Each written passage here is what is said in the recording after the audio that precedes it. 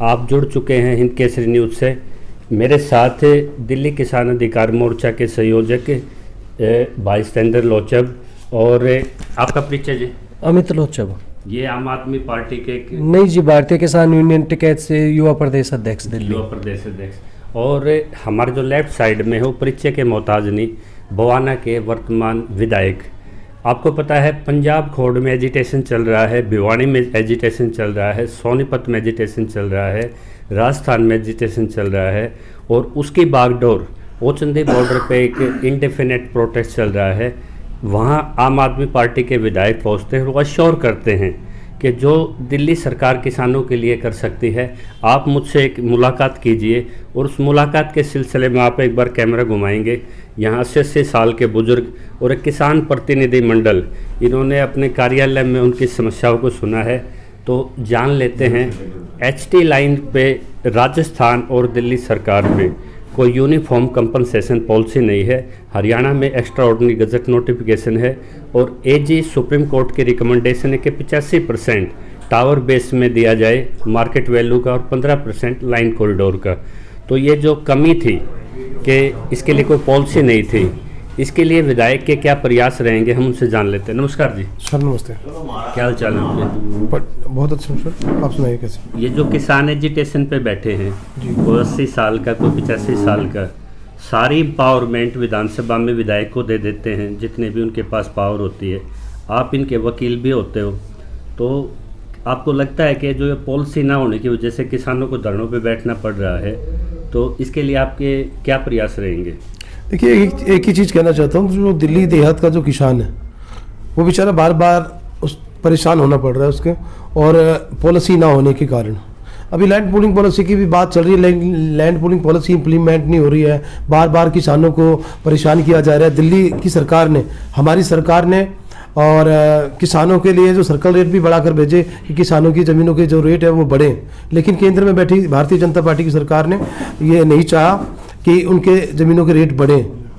तो हम तो हर तरीके से चाहते हैं कि जो किसान परेशान है वो परेशान ना हो, क्योंकि अभी जिस तरीके से औचंदी बॉर्डर पर लगातार जो किसान जो प्रोटेस्ट कर रहे हैं ट्रांसमिशन लाइन के हटवाने के लिए, क्योंकि उनकी जो अपनी ज़मीन है, जो उनकी दादालाई ज़मीन है, उस ज़मीन पर ज़बरदस्ती जो एजेंसी है ट्रांसमिशन लाइन की, उसके द्वारा ज़बरदस्ती वहाँ पर पोल गाड़ने की कोशिश की जा रही है, जबकि कोई भी मुआवजे की राशि उनको नहीं अभी तक मुहैया कराई गई है, ना ही दी गई है, ना ही उनके साथ वोटिंग करूँगा। जो HT लाइन डाली जा रही है, इसमें दिल्ली सरकार की वो अप्रूवल है, परमिशंस है। ये जो लाइन चल रही है, 3 लाइनें निकल रही हैं और एक पावर हाउस की न्यायिक जांच की मांग के लिए बैठे हैं। वहाँ ग्रीन लैंड लगता था और वहाँ पे मास्टर प्लान की वायलेशंस हुई हैं, और उसमें जैसे 6 सेल जो होती है, 30 एकड़ से ज़्यादा कोई संपत्ति खरीद नहीं सकता, लेकिन पावर ग्रिड के एक अधिकारी ने वो 40-42 एकड़ ज़मीन खरीदी, उसकी कोई जांच नहीं हुई। तो उसकी CBI जांच या जुडिशल जांच किसान मांग कर रहे हैं। और आबादी से सटे हुए मूसपुर और ओचंदी हैं, वो चाहते हैं कि वो अंडरग्राउंड लाइन का सर्वे हो और किसान को लाइन की फॉर्मेशन से एतराज़ ना हो के एतराज़ ये है कि भाई हमें इसका कंपनसेशन मिलना चाहिए। तो उससे कंपनसेशन में इन्होंने उठाया कि 41.5 करोड़ बामडोली गांव में द्वारका एक्सप्रेस में एक रिवाइज करके उसका अवार्ड डिक्लेयर हो चुका है। जब अवार्ड 132 करोड़ पे जाता है तो हाँ उल्ला मचता है। तो वो कम से कम 41.5 करोड़ है, उसका 85% ही किसान को मिल जाए जी। तो इसको, इनके एजिटेशन को आप कितना सही मानते हैं? और ये जो लाइन डाली जा रही है, इसमें दिल्ली सरकार की क्या क्या परमिशन है?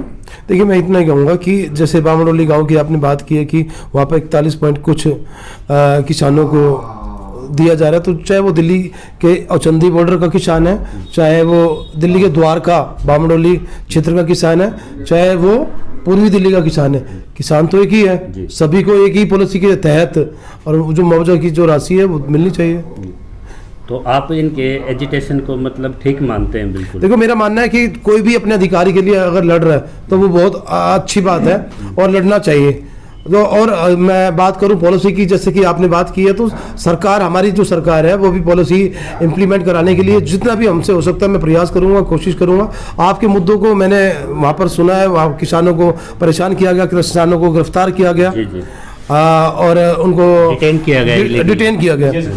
तो लेकिन फिर भी मैं वहाँ गया आपके बीच में, मेरी आपसे बातचीत हुई है, मैंने आपको भरोसा दिलाया है कि हमारी सरकार की तरफ से जो भी कार्रवाई, उचित कार्रवाई है वो हम लोग करेंगे। और मैंने अपने माननीय मुख्यमंत्री जी को भी लेटर लिख दिया है और अपनी पावर मिनिस्टर को भी लेटर लिख दिया है और अपनी हमारे जो रेवेन्यू मिनिस्टर है उनको भी लेटर लिखा है और भी संबंधित हमारे डीएम, एसडीएम जो भी संबंधित अधिकारी है सभी को मैं लेटर भेज रहा हूँ। और जहाँ पर भी आप लोगों को मेरी ज़रूरत है मैं हर तरीके से आपके साथ खड़ा नजर आऊँगा और हमारी सरकार भी की भी पूरी कोशिश रहेगी कि आपके साथ जो भी पॉलिसी हमें किसानों की मदद के लिए बनानी है, हम पॉलिसी को बनाने का पूरा भरसक प्रयास करेंगे। और आप ये अपकमिंग सेशन आएगा अभी, उसमें आप क्या अपनी तरफ से ये सवाल भी लगाएंगे? देखिए, मैं अपनी तरफ से पूरी कोशिश करूंगा कि जो किसानों का जो मुद्दा है उसको मैं सेशन में लगाऊं और आपकी बात को मैं वहाँ सदन के अंदर रखूं और दिल्ली के मुख्यमंत्री, दिल्ली के चीफ सेक्रेटरी तक आपकी बात को पहुँचाऊँ। एक हाउस में एक पेटिशन लगती है, कोई भी एमएलए लगा सकता है। जितने डीएम हैं वो सारे ऑब्जेक्शन अपील पे कुंडली मार के बैठे हैं, ना सुनवाई कर रहे, ना उनके स्टे की जानकारी दे रहे। जितने एसीपी हैं वो ग्रैप लगा हुआ था जब एनजीटी का, उसकी वायलेशंस हुई। किसानों की सैकड़ों कंप्लेंट है जो क्रिमिनल ट्रेसपास के मुकदमे पावर ग्रिड के अधिकारी को बनते। तो क्या आप वो याचिका लगाएंगे विधानसभा के प्रिविलेज में कि उन अधिकारियों से जवाब तबलीग की जाए कि आपके किसानों को डिटेन किया गया, तंग किया गया, वायलेशंस की गई और बदनाम दिल्ली सरकार को किया जा रहा है? जी बिल्कुल, आप लोग जिस तरीके से आप लोगों ने मुझे लिख के दिया है उसमें मैं पूरी तरीके से प्रयास करूंगा कि जिस तरीके से किसानों को परेशान किया गया है प्रिविलेज कमेटी में हम लोग लिख कर भेज देंगे। और पटिशन कमेटी में भी हमने पिछली बार भी किसानों को लेकर के मुद्दा उठाया था।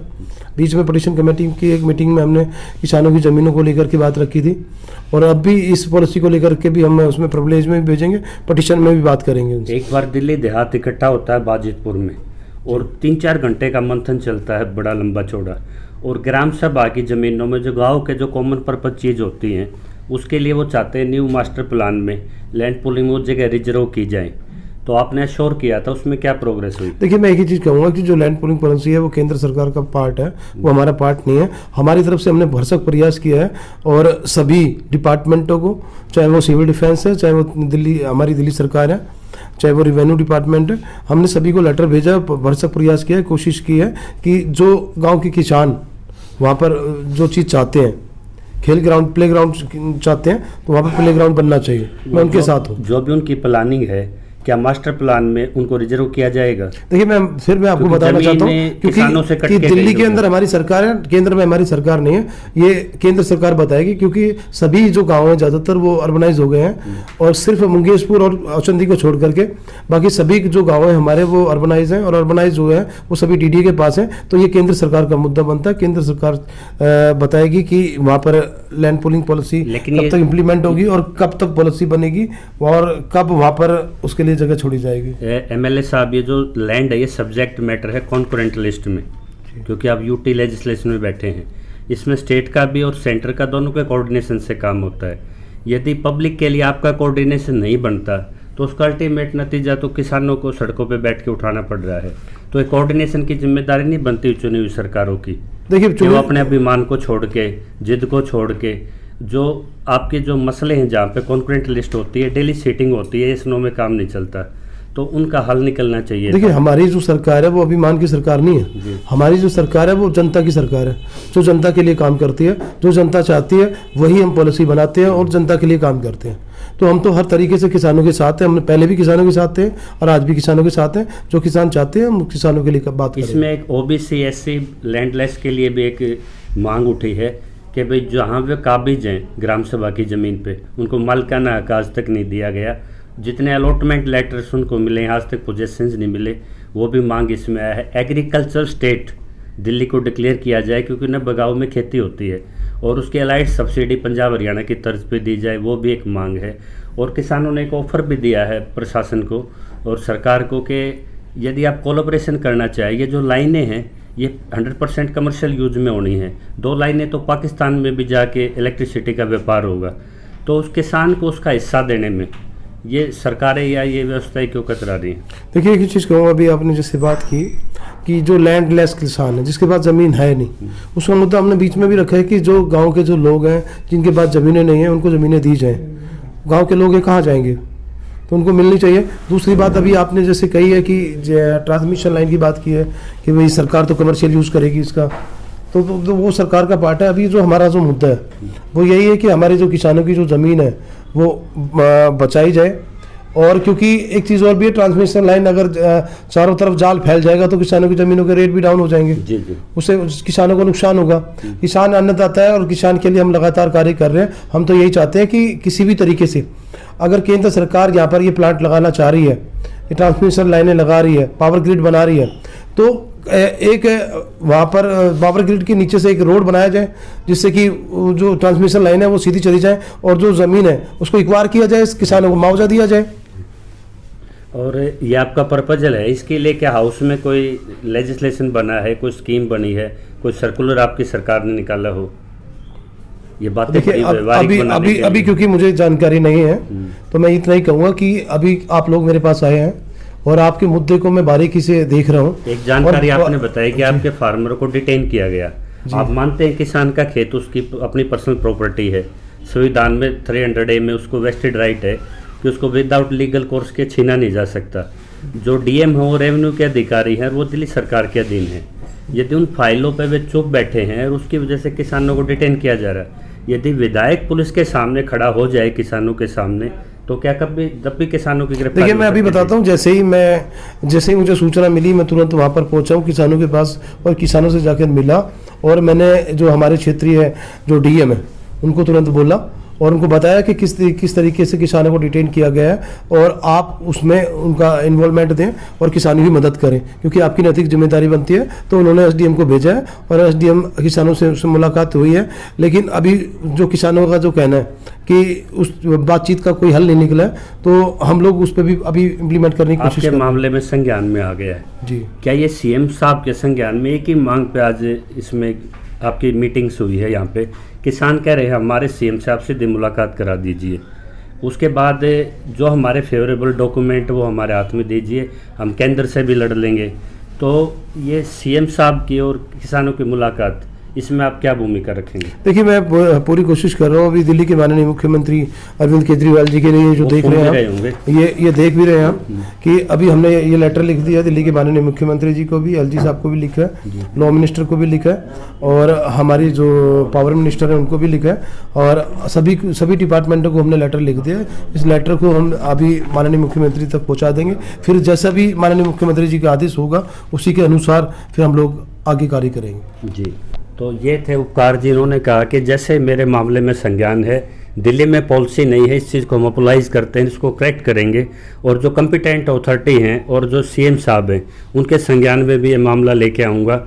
और इधर हाँ जी सतेंद्र लोचब जी, हाँ जी, एक पेज फंसा था कि डीएम सुन नहीं रहा, टेलीग्राफ एक्ट में एकमात्र विंडो थी, वो रेवेन्यू अधिकार दिल्ली सरकार के अंडर आते हैं और दूसरा कोई पॉलिसी नहीं थी किसान को, यानी कि गंगा जी धरती पे आए तो भागीरथ की जटाई चाहिए, तो एक जटाई तो आपको मिल गई एमएलए के माध्यम से। तो ये कितना पॉजिटिव मीटिंग रही है आपकी और क्या मांग करते हैं मुख्यमंत्री आपको देख रहे हैं? मुख्यमंत्री जी से यही मांग है जी, हमारा एक गस्टेड नोटिफिकेशन बहुत शॉर्ट टाइम में हमें निकाल दें कि भाई हम आगे चल के फरेल जी साहब से अपना नोटिफिकेशन होता है इसलिए कि सेशन और उसके बीच में जो समय है तब तक उनको प्रोटेक्शन मिल जाए, तो वो शॉर्ट टाइम में निकाल दे जिससे हम जो है आगे चलकर अपने एलजी साहब से और इनसे अपनी मीटिंग में अपनी बात रख पाएँ। और विधायक जी ने इंश्योर किया कि भाई मैं पूरी कोशिश करूँगा कि भाई मुलाकात हो जाए सीएम साहब से। अब ये अपनी तरफ से कोशिश करते हैं, आगे से जो जवाब आएगा वो हमें आने वाले समय में 2-4 दिन में पता चल जाएगा कि भाई क्या रहा। उन्होंने मिलने के लिए मतलब हमें टाइम दिया नहीं दिया, अगर मान लो विधायक जी उनसे नहीं मिलवा पाए तो इन्होंने 2024 में जब चुनाव के लिए तो सभी तो सभी आएंगे। तो विधायक जी ये कह रहे थे कि भाई अगर मैं उनसे कोशिश कर रहा हूँ टाइम मिल जाएगा तो ठीक है, अगर नहीं मिलेगा तो हम तो यही सोचेंगे कि भाई उन्होंने मना कर दिया हमसे मिलने के लिए। जी जी, हाँ जी विधायक जी, एक इसमें टेलीग्राफ एक्ट को इलेक्ट्रिसिटी एक्ट के तहत पढ़ा जाता है, संसद में 2 बार ड्रॉप हो चुका है। आप लोगों ने भी अपोज किया था कि प्राइवेट डिस्कॉम को, प्राइवेट एंटिटी को देश का पावर इंफ्रास्ट्रक्चर नहीं दिया जा सकता। तो दिल्ली सरकार के पास ये है कि वो इलेक्ट्रिसिटी अमेंड कर सकती है अपनी स्टेट लेवल पे। तो क्या आप चुनी हुई लोगों की आम आदमी की सरकार क्या ये प्रोविजंस करेगी कि जो टेलीग्राफ एक्ट सुप्रीम कोर्ट में इम्प्रैक्टिकल बता दिया गया है 2012 में क्योंकि टेलीग्राफ एक्ट में करंट नहीं होता था, लाइफ के डैमेजेस नहीं होते थे। ये 750 वोल्ट की लाइटें हैं और 1894 का कानून रिपील होकर 2013 में आ गया। तो इसमें एक अमेंडमेंट होना चाहिए। तो इसमें दिल्ली सरकार क्या एक अनूठी पहल रखेगी कि राज्य कानून संशोधन कर सकती है वो, ये आपकी तरफ से देखने को मिल सकता है? देखिए, मैं इतना कहूँगा क्योंकि अभी मुझे इस पॉलिसी के बारे में भी इतनी जानकारी नहीं है। एक्ट की बात तो कर रहा जो हूँ। एक्ट है, हाँ। तो अभी इस एक्ट के बारे में जो भी होगा, क्योंकि जो मेरा जो अपना काम है, मैं इसमें दिल्ली के माननीय मुख्यमंत्री जी को लेटर लिख रहा हूँ। आपकी वोट से एक्ट बनेगा? जी हाँ जी। तो हम प्रयास करेंगे, कोशिश करेंगे कि जो भी किसानों का जिसमें भी फायदा हो सकता है, उस एक्ट को बनवाने में जितनी भी हमारी मदद हो सकती है हम प्रयास करेंगे। और यदि प्राइवेट बिल भी आपको डालना पड़ा दिल्ली में कि इलेक्ट्रिक एक्ट में प्रोविजन हो प्रॉपर कि इसमें खुदाई होगी, इतना मुआवजा होगा, क्योंकि कानून ही कमजोर आदमी को संरक्षण देता है और ताकतवर को कानून की देखिए जरूरत सर, नहीं मैं एक ही होती। चीज़ कहना चाहता हूँ, जो प्रोविज़न की हम बात कर रहे हैं एक्ट के अंदर, क्योंकि पॉलिसी मेकर बैठे हुए हैं, तो उसमें पॉलिसी में क्या करना है, कैसे करना है, वो सरकार का सर, मैं पार्ट है। legislation की बात कर रहा हूँ। हम सरकार के पास जाएंगे, फिर सरकार जो लेजिस्लेशन है फिर उसको इम्प्लीमेंट करेगा आगे। जी। तो हम एक बार बात कर लें, जैसे भी बात होगी उसी आधार पे हम लोग आगे बढ़ेंगे। मतलब आपके सिंसियर और पॉजिटिव एफर्ट्स हाँ, मेरे पॉजिटिव एफर्ट्स हैं, मैं आपके साथ हूँ हर तरीके से। और यदि इस बीच में कोई दोबारा कोई कॉल आती है प्रशासन की कब्जा लेने की या इस तरह की, तो क्या आप किसानों के सामने वहाँ खड़े नजर आएंगे? नहीं, मैं किसानों के बिल्कुल साथ में खड़ा हूँ हर तरीके से। जब भी किसानों के द्वारा मुझे बताया जाएगा या बुलाया जाएगा, मैं तुरंत हाजिर हो जाऊँगा। तो हम एमएलए साहब का एक नंबर भी इस पर डिस्प्ले कर रहे हैं। यदि इसके बाद किसी किसान के खेत में, किसानों का एक नारा है जहां खड़ा खुदेगा वहीं आंदोलन चलेगा, यदि पुलिस प्रशासन जब कोई कानून नहीं है, पॉलिसी नहीं है, यदि इस बीच में आपको तंग करता है, तो विधायक, बवाना के विधायक अपने जो 27-28 गाँव हैं इसमें पहली पंक्ति में सबसे आगे खड़े मिलेंगे। आप इनको कॉल कीजिए, एक चुने हुए प्रतिनिधि आपके साथ हैं, आपके आगे आए हैं, ये आपके लिए बहुत बड़ी बात है। और इस तरह के विधायक जो अपनी जनता के लिए पहले गिरफ्तारी के लिए पहले सबसे आगे खड़े हैं कानून बनवाने के लिए, ये एक बहुत ही सराहनीय पहल मैं कहूँगा इसको। और जो पार्टियों के विधायक सुन रहे हैं, विपक्ष के जो किसान के साथ खड़ेगा, किसान में सभी जाति वर्ग धर्म आते हैं, वही 2024 में किसान के दरवाजे जा पाएगा। कहीं ऐसा ना हो कि राजनीतिक बहिष्कार जैसे किसान आंदोलन में हुआ था, इस तरह दिल्ली देहात के दरवाजे ना बंद हो जाएं। और इसमें क्या आप एमएलए से और बेहतर मदद चाहते हैं, कमेंट्स बॉक्स में डालिए। ज़्यादा से ज़्यादा लाइक शेयर एंड सब्सक्राइब कीजिए। बने रहिए नेक्स्ट अपडेट के लिए। जय किसान।